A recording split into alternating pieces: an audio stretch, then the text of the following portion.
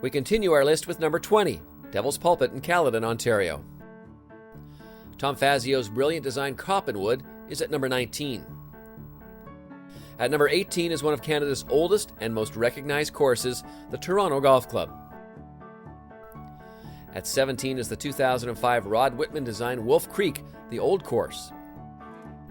At 16, Thomas McBroom's 10th course to make the top 100 list is the Links at Crowbush Cove. It was kind of an eclectic piece of land. It had some marshland, it had some pine forest and so on. But what it really had was those marvelous views. Those views from 11 tee box and 17 tee, looking up and down the coast. It doesn't get a whole lot better than that. At 15, Stanley Thompson's Westmount Golf and Country Club in Kitchener, Ontario. The 14th course on our list is the other Devil, Devil's Paintbrush. Another Rod Whitman design moves 12 spots from 2010 with Blackhawk Golf Club located just outside of Edmonton. Royal Montreal Golf Course, the Blue Course, sits at number 12. The Richard Zokol, Rod Whitman and Armand Sooney designed Sagebrush moves up 17 spots to sit just outside the top 10 at number 11. It's a name you've heard all show long as Thomas McBroom's design of Tobiano breaks through to the top 10 for the first time as it moves up 6 spots. Tobiano is probably the most spectacular piece of land I've ever seen. It's situated on that bench high above Kamloops Lake. Just the views up and down the lake, the contrast of the desert landscape to the lake and then to the mountains in the backdrop, and the deep fissures in the topography. It was a real wow. Before it was even a golf course, it had a wow factor. So that was actually fairly easy for me to actually craft a great golf course on. Doug Carrick's final course in the top 100 is Muskoka Bay, and it sits at number 9. Number 8 is the Bob Cup Thomas McBroom co-design of Beacon Hall. Beacon just had a phenomenal piece of land, beautiful, heaving topography, sandy soils, mixture of pine trees and deciduous trees, and then contrasted, of course, with that linksy feel, almost no trees on the back nine. So you had almost two different characters from front nine to back nine. At number 7 is a must-play for any fan of Canadian golf. It's Banff Springs Golf Club. If you haven't had a chance to visit Cape Breton Island, then you are missing out on one of Stanley Thompson's masterpieces, this number 6 ranked course, Highlands Links. Moving up 2 spots from 2010 is West Vancouver's Capilano Golf and Country Club, a favorite of golfers from coast to coast. It's a fairly generous golf course off the tee, and the closer you get to the greens, the more difficult the golf course becomes. So a strong short game is really important here at Capilano. Bombing it helps like it does everywhere, but you do want to keep it on the fairway. The rough is difficult, and you definitely want to be able to pitch and putt the ball well to score here.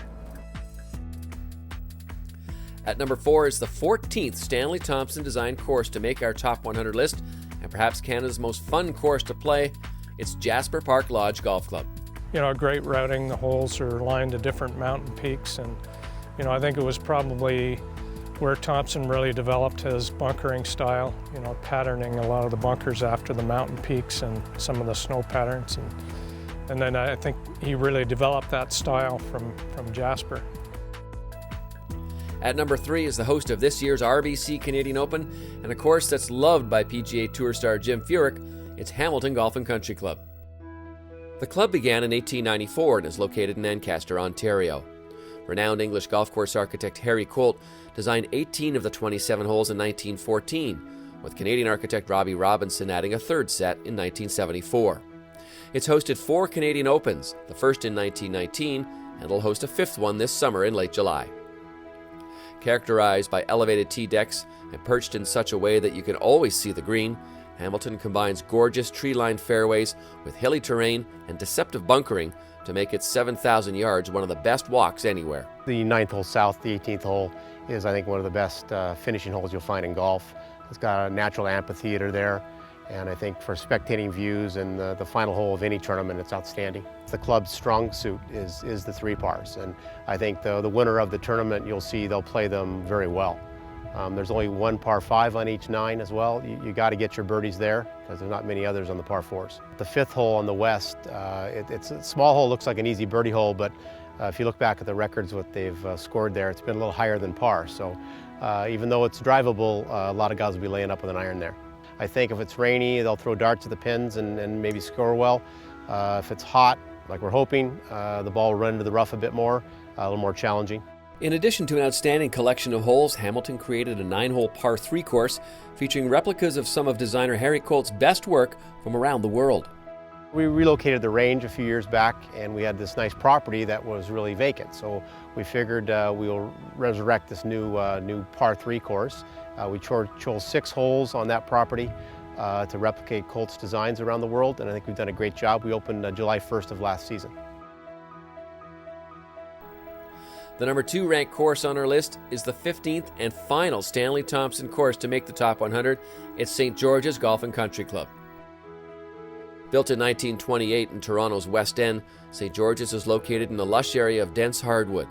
With steep elevation changes and imposing trees, it's a magnificent layout that tests players with the nuances of its routing and the complexities of its greens.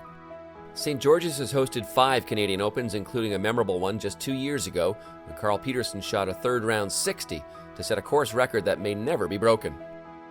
I probably would say that this is Stanley's best work. But the thing I would say about St. George, it's a wonderful members course. It doesn't matter how good a player you are or how bad a player you are, you always enjoy your day here. It's one of the routing is seamless. It's one of the best walking courses I think I've ever seen or played. Certainly a wonderful piece of land with the, again, pretty dramatic topography, wonderful old 200-year-old oak trees.